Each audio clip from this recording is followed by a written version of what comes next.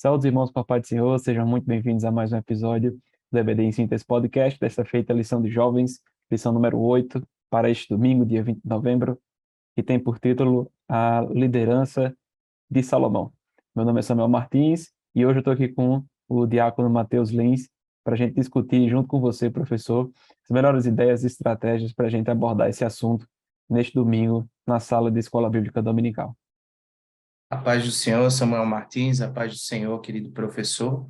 E hoje é uma lição também muito importante, né, dessa figura tão emblemática chamada Salomão, né?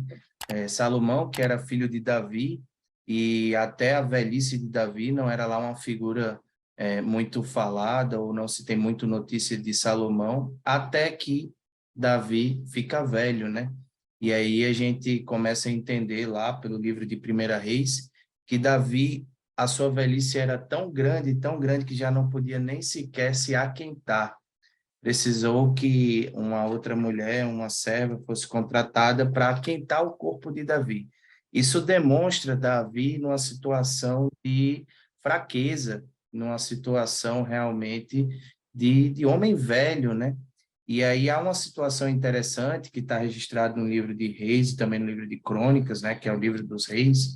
Em Primeira Reis a gente vê Davi já um senhor velho e um filho que a Bíblia faz questão de registrar que nunca tinha sido contrariado, chamado Adonias, né, se proclamando ou se autoproclamando rei.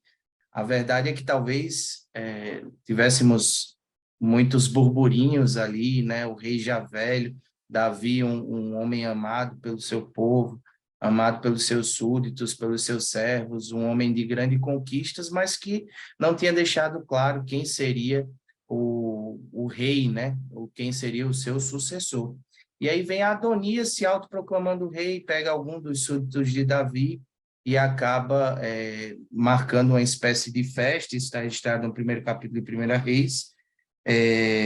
No versículo 5, diz assim: Então Adonias, filho de Agite, se levantou, dizendo: Eu reinarei, e preparou carros e cavaleiros e 50 homens que corressem adiante dele.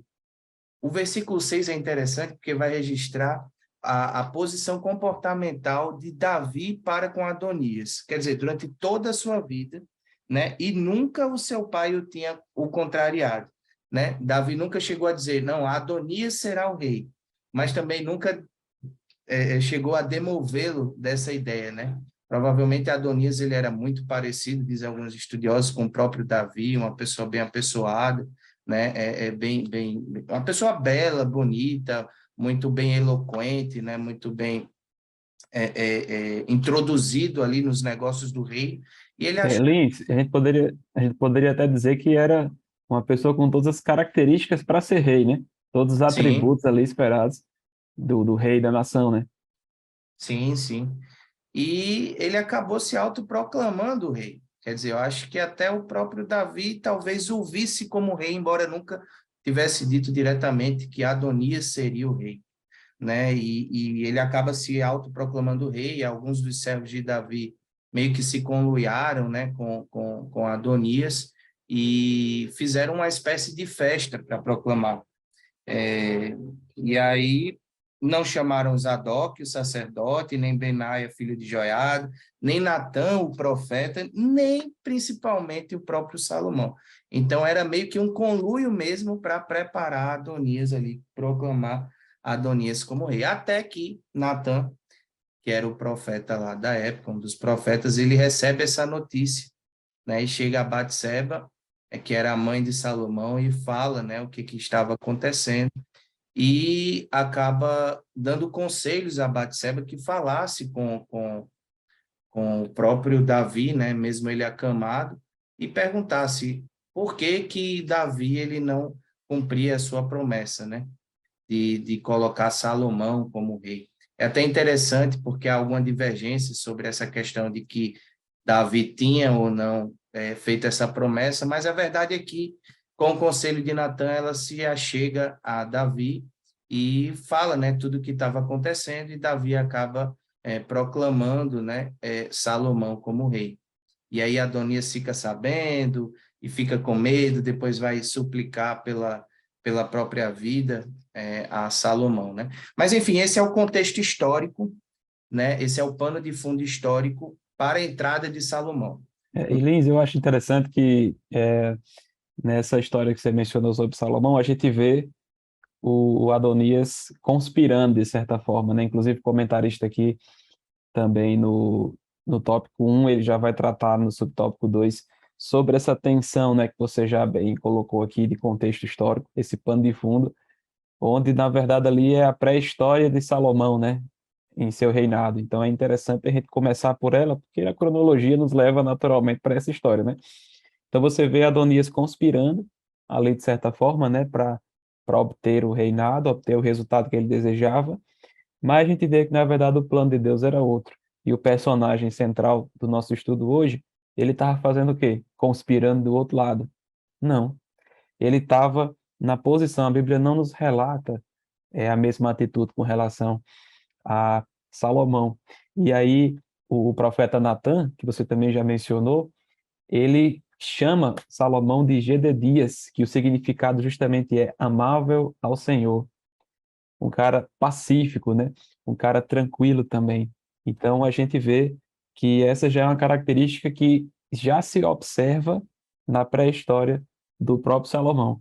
E se o Salomão foi o cidadão mais sábio depois de Jesus da história, então eu arrisco dizer que essa virtude da tranquilidade, da paciência, de ser amável, principalmente amável ao Senhor, já é a virtude de uma pessoa sábia, né? De um líder sábio. E é interessante já destacar esse ponto logo nesse contexto histórico inicial, né? Na cronologia ali de Salomão, o fim da cronologia de Davi também. Então é interessante que o professor já explore esse assunto, né? De preferência de início. E falando sobre isso, que a gente vê tanta gente, né, Lins, que é aperreado. Aqui no Nordeste a gente usa muito essa expressão, né? A pessoa é aperreada, termina metendo os pés pelas mãos e termina fazendo algo errado, algo que desagrada a Deus, ou até mesmo algo que deveria ser feito, mas também no tempo errado. Porque tem isso também, você tem que fazer no tempo certo, né? E às vezes você tem que estar sensível à voz de Deus, à direção de Deus, para entender esse propósito. E Salomão, a gente já falou que ele era um rapaz muito sábio, muito inteligente, mas começando também nessa história, a gente precisa dizer também que também ele não foi isento de erros, né? E como todo ser humano, e a gente também, somos todos suscetíveis a falhar, e na verdade a gente já falhou muito na nossa vida, a gente falha todo dia e vai continuar falhando todo dia também depois de hoje. Então a verdade é que é, o fato da gente já conseguir observar pontos positivos e negativos na vida de um homem, mesmo que ele seja um grande homem, como foi Salomão, nos leva a refletir sobre nós mesmos, que todos nós somos seres humanos que podem errar. E aí a gente tem que conviver com nossos erros e acertos, muitas vezes mais erros do que acertos, né? E não ficar louco com isso, não esperar a perfeição de si mesmo, né? Nem do próximo. Então isso é É verdade. interessante observar. É verdade, Samuel. E o interessante em tudo é que Deus ele é especialista em cumprimento de promessa, apesar das circunstâncias do homem. Você vê que Deus ele não tem os três jeitos de esconder a história de um indivíduo, esconder a história de um homem, né? Você vê que na própria genealogia de Jesus, né, a gente tem uma Raabe da vida, né, conhecida meretriz lá de Jericó. A gente vê os pecados do próprio Davi, pai de Salomão, sendo registrados aqui. A gente vê a própria genealogia do próprio Salomão sendo filho de Batseba, né? Que foi uma das mulheres de Davi, né? Não, e Lise, até deixa eu aproveitar esse gancho só para fazer eco à sua fala, e logo de Betseba, né? De Batseba, que foi um caso polêmico demais na história de Davi, né? Hoje todo mundo conhece Davi como o homem que era segundo o coração de Deus, mas também que o homem que foi lá e traiu a Se confiança de um de seus prostituía, soldados. né? Isso, roubou a mulher de um companheiro, expôs o companheiro à morte, né? Na guerra, né? Então, assim, foi a queda dele. Ele é famoso pelo sucesso e pelo fracasso. E é justamente a descendência desse grande fracasso, né, desse grande pecado na vida de Davi, que Deus também honra, né? Que Deus lá na frente, também exalta. Então, é interessante o que você está falando. Por mais que Davi não fosse aquele filho do fracasso de Davi, que a gente sabe pela história que aquele filho ficou morrendo, mas Salomão, ele realmente era descendente da mesma, né? Então, se Deus quisesse por algum motivo esconder ou omitir isso na Bíblia, né? Se talvez a Bíblia fosse escrita pela Marvel e os seus heróis aí, talvez essa história não tivesse na Bíblia, mas Deus que conhece todas as coisas e por ele ser Deus e por ele ser perfeito, apesar das circunstâncias que envolvem as atitudes dos homens, Deus que é cumpridor de sua promessa, Deus que é perfeito, ele não pode anular a si mesmo, ele acaba trazendo para nós como ensinamentos mesmo e como exemplos, né? E Salomão foi um desses personagens que foi exemplo em tudo, assim como Davi, né? E ele foi um exemplo nos seus acertos e nos seus erros, né? E é interessante que Davi ele dá conselhos a Salomão a respeito de como deveria ser a sua postura para com o reinado, para com o reino, mas principalmente para com Deus. Em outras oportunidades, em outras lições, nós tivemos a chance de estudar um pouco sobre o coração, né? E a Bíblia nos ensina que do que se deve guardar, devemos guardar o coração, porque dele procedem as saídas da vida. E se a gente vê lá no segundo capítulo de Primeira Reis, a gente vê que já se aproximavam os dias da morte de Davi, e Davi ele começa a dar conselhos a Salomão. E ele diz o seguinte, no versículo 2: Eu vou pelo caminho de toda a terra, esforça-te, pois, e sê homem, e guarda a observância do Senhor teu Deus, para andares nos seus caminhos e para guardares os seus estatutos e os seus mandamentos e os seus juízos e os seus testemunhos, como está escrito na lei de Moisés, para que prosperes em tudo quanto fizeres, para onde quer que te voltares, para que o Senhor confirme a palavra que falou de mim, dizendo: se teus filhos guardarem o seu caminho, para andarem perante a minha face fielmente, com todo o seu coração. Veja que o coração ele precisava ser preservado, né? E com toda a sua alma, nunca disse: te faltará sucessor ao trono de Israel. Veja que Deus ele tinha prometido que não faltaria sucessor a Davi. No entanto, essa promessa estava condicionada a um fator. Que fator é esse? Que eles, de todo o coração, servissem ao Senhor, de toda a sua alma. Bastava isso e a promessa se perpetuaria. É verdade, Nisso. E é interessante porque você vê Davi aconselhando ali a Salomão, né? Treinando, já preparando ali seu filho para o que haveria de suceder, né? E a gente vê que nessa perspectiva ainda da, da falha humana, né? Que todos nós estamos suscetíveis e cometemos constantemente. A gente entende também que Salomão ele não nasce pronto, né? Existe um processo na vida de Salomão onde ele se aperfeiçoa, onde ele encontra mais eficiência naquilo que vai fazer. E a gente vê isso através do próprio pai, transferindo ensinamentos, transferindo conselhos, e esse conselho sendo tomado, na medida em que é, a célebre história, né, que inclusive é o texto base da lição de hoje, que vai ser lida em sala pelo professor neste domingo, você vai ver justamente o momento em que Deus se apresenta a Salomão e concede um desejo a ele, né? E ele pede justamente aquilo que o pai dele disse que ele deveria ter: sabedoria e conhecimento para liderar o povo. Então a gente vê que ele não nasce pronto, né? Ele não nasce sábio, mas ele se torna. E a gente vê que ele vai buscar o conhecimento realmente na grande fonte de sabedoria, que é o próprio Deus. Quando ele tem essa oportunidade, ele já pede isso. Ele entende que Deus é o dono dessa obra e ele entende que essa obra é maior que ele. E isso na nossa vida é desse mesmo jeito. Ressalvado ali as devidas proporções, né? A gente talvez não tenha o templo para ser construído, mas Deus nos dá também figurativamente templos, né, a serem construídos, obras que pertencem ao Senhor, planos que são do Senhor e que também são sempre maiores do que nossas capacidades. E a gente tem que fazer como Salomão fez, seguir esse mesmo exemplo, é reunir forças e pedir a Deus sabedoria para enfrentar aquele desafio, né, para atingir seus objetivos, os objetivos, na verdade, de Deus, né, e satisfazer o dono da obra. E também a gente vai ter o Davis em nossa vida, né? Geralmente Deus coloca realmente aquela figura paterna, mas não exclusivamente. Ele coloca também o pastor, o líder, um amigo próximo com mais experiência, com mais maturidade, que já passou pelo que você está passando. Então Deus vai colocando Davi em nossa vida para nos treinar, porque a gente pode estar nesse recorte da vida. O recorte ali naquele contexto de Salomão antes de ser rei, sendo instruído, sendo orientado, e no momento certo buscando a orientação do Senhor e colocando tudo em prática. Então a gente vê um início de reinado muito bom, muito positivo, dele apresentando 1000 holocaustos a Deus, né? Então a gente vê tudo isso de positivo na vida de Salomão, né? Samuel, ele te chamar de Davi. Samuel. E o interessante é que Salomão, ele era este homem de acertos e homem de erros, né? Mas se a gente for observar, no capítulo 3 já, quando a gente observa o casamento de Salomão, a gente já tem um prenúncio do que seria esse reinado. Veja, ele estava casando com a filha de Faraó, né, indicando aí uma riqueza. A gente sabe que Salomão ele teve vários casamentos, pelo menos 1000 mulheres, se salvo engano, a Bíblia registra, né? E às vezes as pessoas até complicam, é difícil cuidar de uma, vale de 1000, né?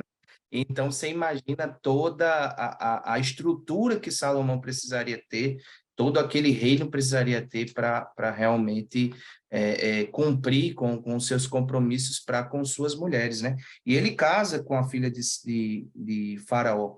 E o interessante é que ele casa com a filha de Faraó desobedecendo Deus. Porque a gente sabe que o rei ele não poderia procurar outra pessoa que não fosse da tribo de Israel, que não fosse do seu povo. Então ali já era um prenúncio, né? Apesar de ser muito positivo que Salomão ele fosse ligado às coisas de Deus, como foi com a construção do templo, verdade é que Salomão ele acabou se corrompendo. E o casamento da filha com a filha de Faraó é um prenúncio do que seria o seu reinado, que seriam as corrupções, né? Como a gente vai ver, né? Nesse mesmo capítulo, Samuel, peço até perdão, mas nesse mesmo capítulo é onde acontece o sonho, né? Onde Deus ele pergunta a Salomão o que ele queria. E nesse mesmo capítulo, capítulo 3 de Primeira Reis, ele fala que quer a sabedoria e logo em seguida ele já tem a oportunidade de exercer essa sabedoria, né? Que é quando há aquele episódio tão emblemático, né? Do bebê lá e das duas prostitutas, né? E ali é uma história fantástica, né? E Salomão é conhecido principalmente por conta desse episódio, né? Esse aí foi o que mais popularizou nos tempos Sim, contemporâneos, né? A fama de sabedoria, do rei Salomão. E realmente, o fato também dele querer ser muito inteligente, e ele era, e ele começa a fazer essas alianças, né? Muito diplomático. E aí é onde ele vai começando a escorregar, né? Como você falou essa amostra grátis do que seria os próximos anos, né? Ele faz várias alianças e essas alianças eram feitas através de casamento com as princesas, né? Dos povos que ele se aliava. E isso gerou uma contaminação cultural dentro da nação de Israel, né? E aí os rituais pagãos, as práticas, os costumes, os ideais, os valores que não eram condizentes com aquilo que Deus queria para o povo começou a entrar, né? Começou a se infiltrar dentro do povo de Israel. E também nesse período os gastos aumentaram. Você falou que se dá trabalho cuidar de uma esposa, imagine várias, né? E, e os gastos foram também proporcionais, né? Diretamente proporcionais. E quando tem um rei que gasta muito, quem tem que pagar? É o povo. O governo está gastando, o dinheiro está no bolso do cidadão, né? E aí começou a surgir tributos majorados, altos impostos, né? E algo talvez parecido com o que o Brasil coloca hoje nos ombros do contribuinte, né? Essa carga tributária elevada. E a gente vê isso acontecendo também lá atrás, ou seja, só coisa ruim. Não tinha também um aspecto positivo nesse sentido, nesse recorte da história, né? Então a gente também tem que ter cuidado. É aquela coisa, né? Aquela balança dos aspectos positivos e negativos que tem em toda a vida, né? Então quando a gente olha, por exemplo, de Salomão, a gente vê isso. Aspectos muito positivos e aspectos também muito negativos. Como ele era um grande homem, então todos esses aspectos eram grandes também. Muito positivos e muito negativos. Samuel, e você falou e tocou numa parte muito interessante, que era questão de gastar demais, né? Talvez esse fosse um dos erros, vamos dizer assim, financeiros de Salomão. Salomão, ele gastava demais. Você vê que a Bíblia registra que ele tinha pelo menos 1.400 carros, 12.000 cavalos, 1.000 mulheres. Ele bebia água e vinho em taças de ouro. Então, você imagina a alta carga tributária, porque e isso é bíblico, está aqui registrado, que ele precisou tributar não somente os seus, mas também como povos vizinhos, né? E todas as suas alianças foram com base justamente para dar apoio a esse reino, né? Para dar sustento a esse reino. Agora, o mais interessante é o que está escrito no capítulo 17 de Deuteronômio, e que se encaixa perfeitamente aqui. Eu vou tomar a liberdade de ler. Ele diz assim, Deuteronômio, capítulo 17, versículo 14.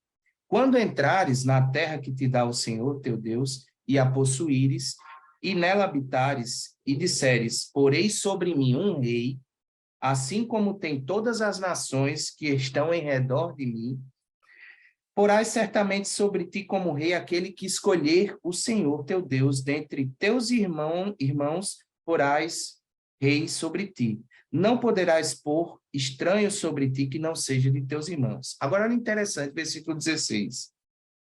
Porém, não multiplicará para si cavalos, nem fará voltar o povo ao Egito. Veja, só Salomão tinha 12.000 cavalos. Se casou com a filha de Faraó, para multiplicar cavalos, pois o Senhor vos tem dito, nunca mais voltareis por este caminho. Tampouco para si multiplicará mulheres, para que o seu coração se não desvie, nem prata, nem ouro multiplicará muito para si. Meu irmão, foi tudo que Salomão fez. Salomão se voltou ao Egito, casou com a mulher de Faraó. Salomão era muito, e a gente vê que Salomão era muito apegado às riquezas, era um homem de requinte, um homem que realmente tinha bons gostos, grandes prazeres, né? Suas mulheres, com certeza, eram muito gastadeiras. E para sustentá-las, eu imagino o quanto de ouro e prata que era necessário, né? E aí foi quando Salomão começou a colocar os pés pelas mãos, né? E são problemas, começou a enfrentar problemas financeiros e também problemas com o povo por causa disso. E tudo isso foi tudo dentro da vontade permissiva de Deus, né? Então quer dizer que Deus confiou em Salomão e Salomão decepcionou o Senhor? Não, na verdade, você deu o exemplo agora cabal de que o Senhor já tinha a história toda escrita. E quando o povo lá atrás rejeitava o modelo tribal que Deus tinha dado, ali, a partir da entrada da terra de Canaã, eles dizem, olha, Deus diz a Samuel, né? Eles estão rejeitando a mim, Samuel, e não a você, né? Então, a gente vê, na verdade, que Deus já estava dando ali, olha, vocês não estão vendo, mas eu já estou vendo lá na frente, vocês vão ter elegido, colocado sobre vocês aí um rei, e vai acontecer tudo isso. E realmente, carga tributária, esse paganismo, né, essa cultura agora imiscuída com os povos, a cultura pagã, tudo isso é consequência realmente das escolhas e de uma liderança também, que é o foco dessa lição, né? A gente poderia levar por vários caminhos, vários contornos, realmente a história de Salomão é riquíssima, né? Mas tentando agora, a partir de agora, né? Trazer um pouco mais para dentro do enfoque liderança, a gente consegue até enxergar uns aspectos positivos por aqui. Por exemplo, o comentarista na lição elenca um negócio que eu acho muito legal, que ele era um influenciador. A gente sabia que Salomão tinha uma missão já inicial ali, que seria a responsabilidade da construção do templo, que lhe foi dada, e era uma baita responsabilidade, inclusive isso, ele tinha consciência disso, né? Isso leva a se aproximar de Deus, a fazer algumas escolhas certas ali, acertadas no começo da sua jornada, isso é muito bom, e a gente já entendeu que também a gente começa muitas vezes assim, e é muito bom começar certo, né? E ele, quanto líder, nesse sentido, ele foi um líder que influenciava, né? E até anotei aqui, um líder que é termostato e não termômetro, né? Aquele líder que muda o ambiente, mas que não é mudado pelo ambiente. O termômetro, de fato, a temperatura do ambiente modifica os aspectos do termômetro, enquanto o termostato, quando você É o termostato que dita qual a temperatura do ambiente. Né? Então ele era esse crente, né, vamos dizer assim, esse líder que era termostato e não termômetro. A gente também precisa ser dessa forma. A gente tem, enquanto crente, enquanto líderes, né, em seus aspectos, assim, né, em suas proporções, em casa, na escola, no trabalho, na igreja, a gente tem que, onde chegar, ser luz, ser sal, ser um termostato. É mudar o ambiente ao nosso redor e não ser mudado por esse ambiente.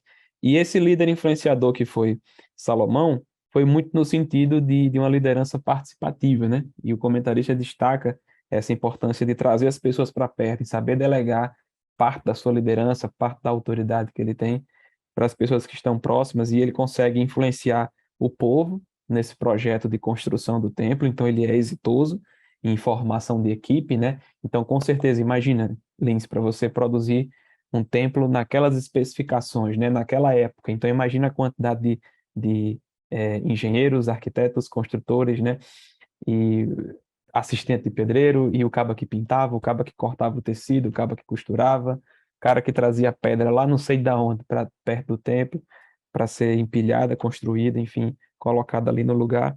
Então, ele teve sucesso, êxito nesse aspecto de sua liderança também, né? E tem até um exemplo que é dado, que ele vai buscar, inclusive, isso também é um aspecto de influência, né? Ele busca ajuda, inclusive fora ali da nação de Israel. Então ele vai até o rei de Tiro, Irão, e faz um pedido também de ajuda e faz uma aliança estratégica, porque ele sabia que ali teria uma habilidade, uma pessoa que poderia ajudar. Então ele vai formando equipes, vai formando parcerias. E isso é uma coisa muito legal. E que o jovem que se propõe a estudar essa lição, e você, professor, que vai estar dando essa aula no próximo domingo, é, pegue esse ponto e exploda ele em sala de aula, expanda. Você pode lembrar também de Êxodo 18, quando o sogro de Moisés vai dizer: Rapaz, Moisés, você está ficando doido? Olha aqui, você quer atender o povo todo sozinho, julgar as causas sozinho, você vai ficar acabado, não vai sobrar nada de você no fim dessa história. Então, ele dá orientação ali a Moisés para fazer eleger ali maiorais, né, sobre o povo, para que eles possam ir julgando as causas e, de fato, ele só cuidasse daquilo que era realmente mais importante. Ele funcionaria como uma segunda ou terceira, quarta instância ali de julgamento. E essa sabedoria em delegar, em saber formar a equipe é muito importante, Lins, para o jovem que é líder, um jovem que é influenciador, e no sentido que eu digo, influenciador em sua escola, em sua casa, trabalho, repito, na igreja.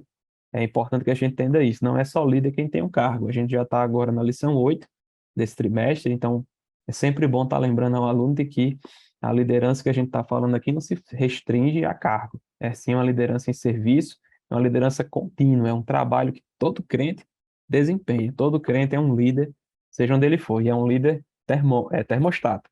Onde ele entrar, ele tem que mudar o ambiente.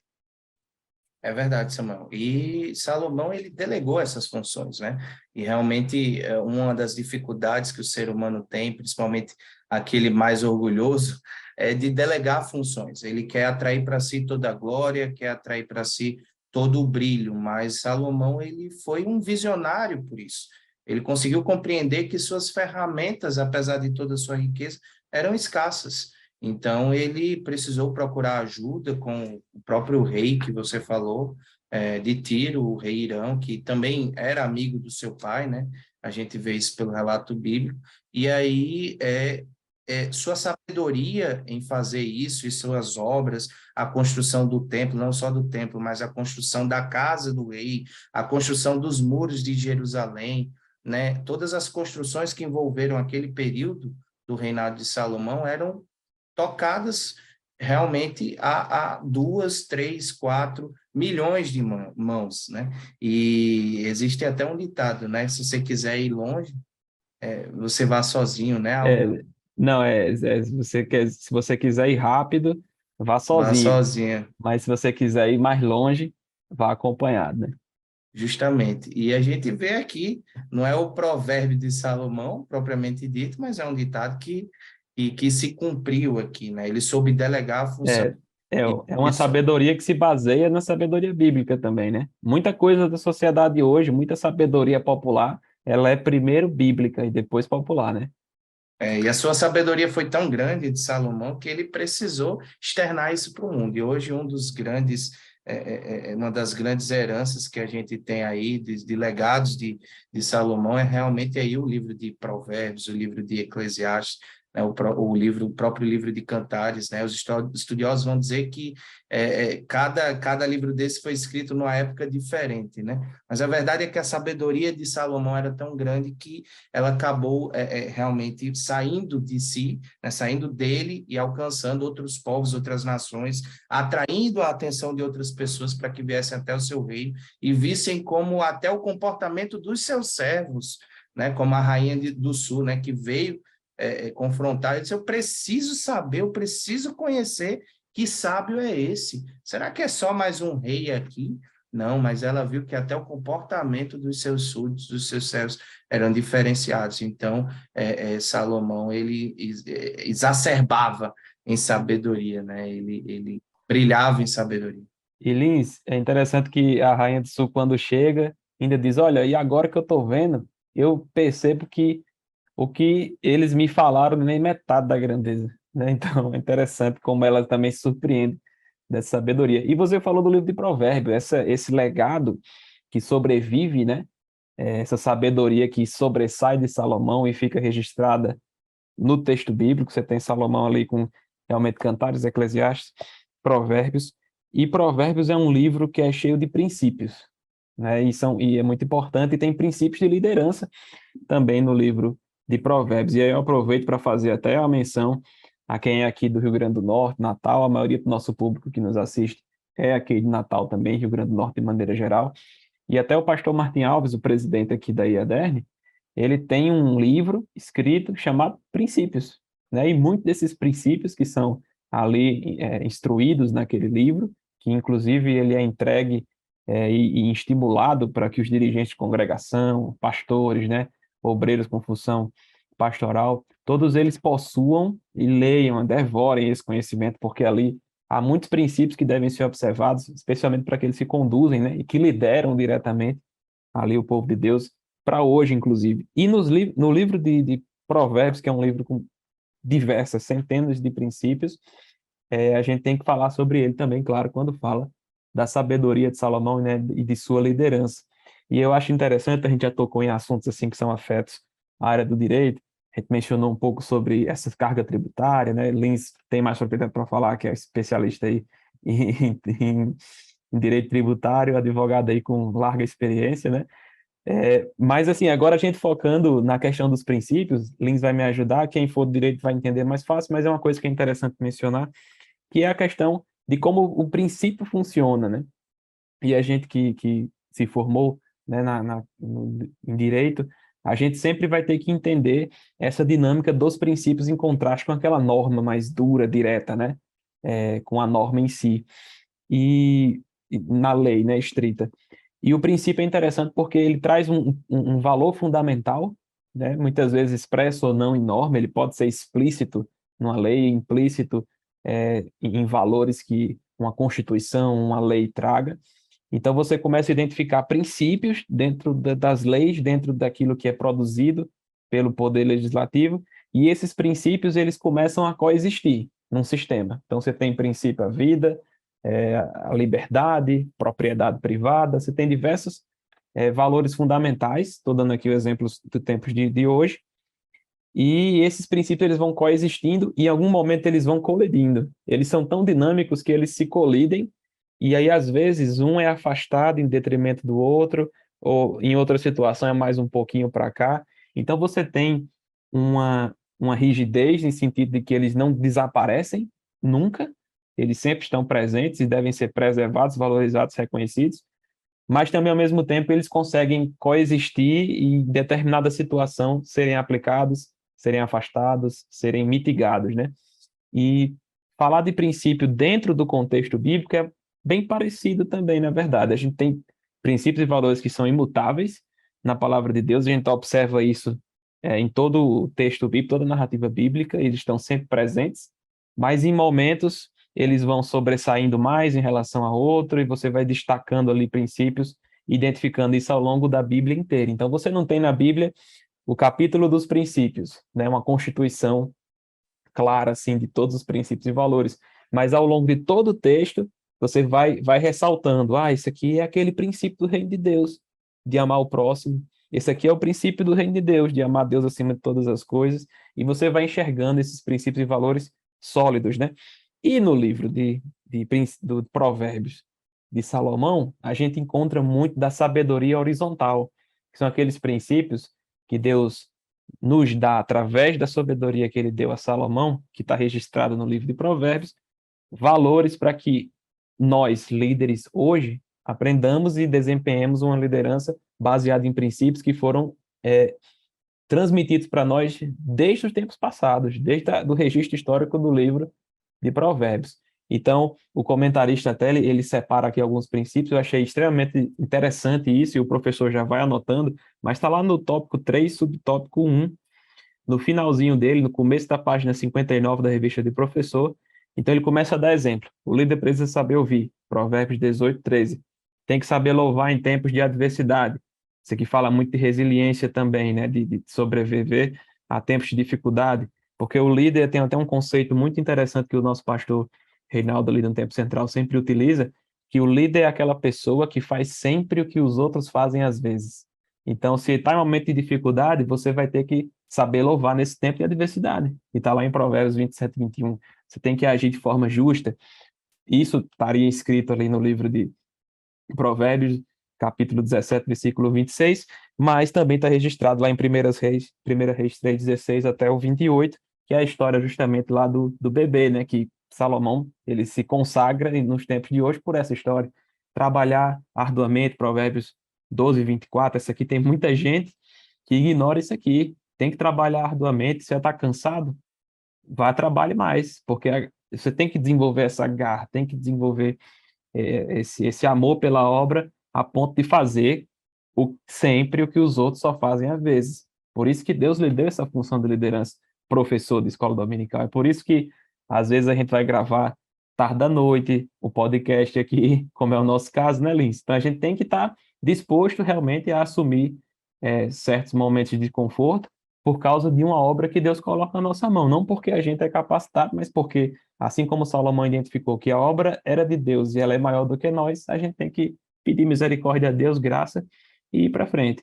E aí, aqui na revista tem mais, eu não quero me prolongar muito, já estamos também já em tons finais, e já vou concluindo com essa perspectiva, né? Esse sentido de aplicação prática para o professor em sala de aula neste domingo, que o líder, ele é aquela pessoa que, de fato, faz sempre o que os outros fazem às vezes.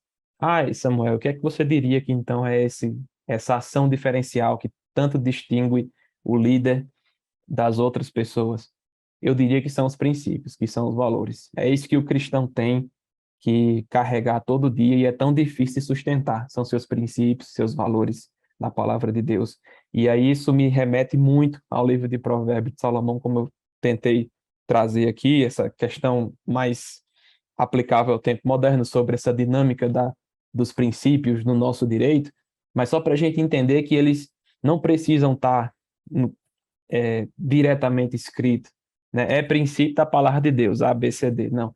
Ele está implícito muitas vezes no texto, às vezes mais explícito do que em outros momentos, mas a gente tem que aprender a identificar esses momentos de sabedoria aqui de Salomão, entender que ela fala sobre, claro, a sabedoria predominantemente horizontal, né, entre os homens. A gente vai ter o grande professor da sabedoria vertical é de fato Jesus Cristo, então ele vai trazer essa sabedoria também horizontal, mas aí ele vai elevar o nível, né? E aí não tem como competir, ele vai falar agora de sabedoria do alto e nos dar as diretrizes e os maiores valores, os maiores princípios, né? Que coexistem com os princípios humanos, que Salomão também registra, mas que se sobrepõem. Então, toda aquela dinâmica, né? Então, eu espero que tenha conseguido me fazer entender. É um tema muito interessante, que exige de nós muita sabedoria, muito desafio, mas é aquilo. A obra é de Deus e é maior do que a gente. Então a gente tem que pedir a Deus sabedoria e conhecimento, e Deus vai nos dar isso em nome de Jesus e muito mais. Foi como ele fez com Salomão também. Então desejo, professor, que você tenha uma excelente aula esse domingo, e possa instigar seus alunos com o exemplo de Salomão e fazer com que eles perseverem neste caminho difícil de fazer sempre o que os outros só fazem às vezes. Amém, Samuel.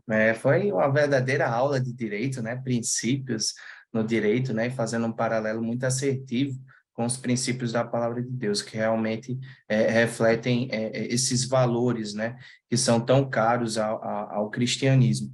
E a verdade é que eu sempre me perguntei e sempre achei estranho como um homem tão sábio como Salomão, um homem que escreveu livros como o livro de Provérbios, tratando especificamente sobre sabedoria, não foi tão sábio ao ponto de elevar, apesar de toda a riqueza, o seu reinado a um nível espiritual muito mais apurado. Infelizmente, a verdade é que, por mais que Salomão escrevesse sobre esses princípios, registrasse sabiamente tão lindas palavras, Salomão, ele como homem, ele errou e ele negligenciou muitos princípios dados por Deus. Ele gastou demais. Isso era um princípio que Deus, como a gente já viu, ele tinha aqui orientado que o rei não poderia ser gastador. Ele ele buscou a riqueza própria em detrimento dos outros. Um povo que era escravizado agora escravizava unicamente para expandir o seu reino, né? O povo que veio do Egito agora escravizava os seus, fazia trabalhos forçados com os seus e com os povos também que dominavam. Então, aquele povo, ele passou agora a escravizar unicamente para a expansão do reino. E eu acho também que ele acabou ignorando um princípio muito caro, que era o da mordomia cristã. Nós precisamos compreender que nós não somos donos de nada. O próprio Deus, ele falou que a terra para onde, que era aquela terra prometida em que se estabeleceu o reino de Israel, aquela terra não poderia sequer ser negociada.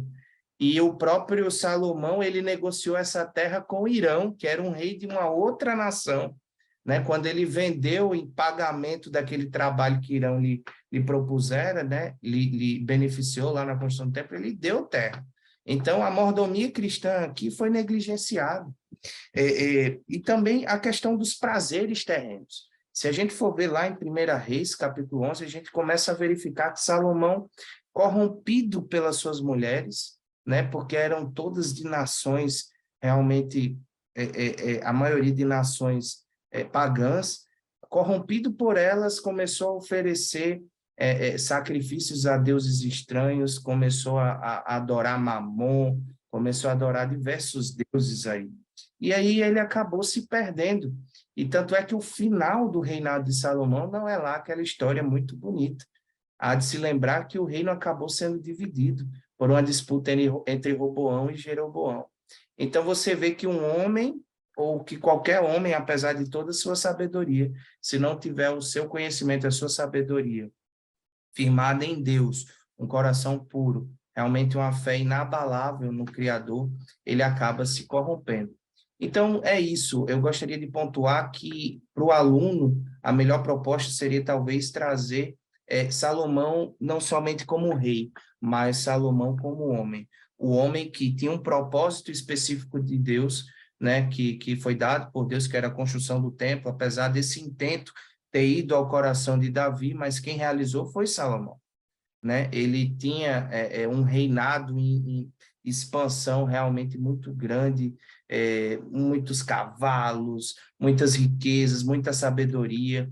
Ele era esse homem, mas ele também era o homem que acabou se deixando levar por essas mesmas riquezas que tinha, né? Mas que nos deixou um legado e que Deus fez questão de registrar a história de Salomão, porque é a história, né, do próprio homem, né? É um exemplo.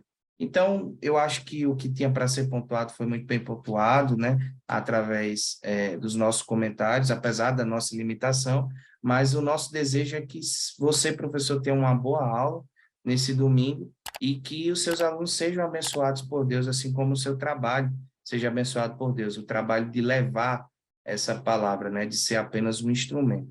Então, é isso. Tenha um feliz domingo, uma feliz aula, e que os objetivos sejam alcançados para a honra e glória do nome do Senhor Jesus Cristo. Amém? Amém. Amém. Então, professor, até a próxima aula. E Lins também, até a próxima oportunidade, meu amigo. Forte abraço, pessoal. Amém.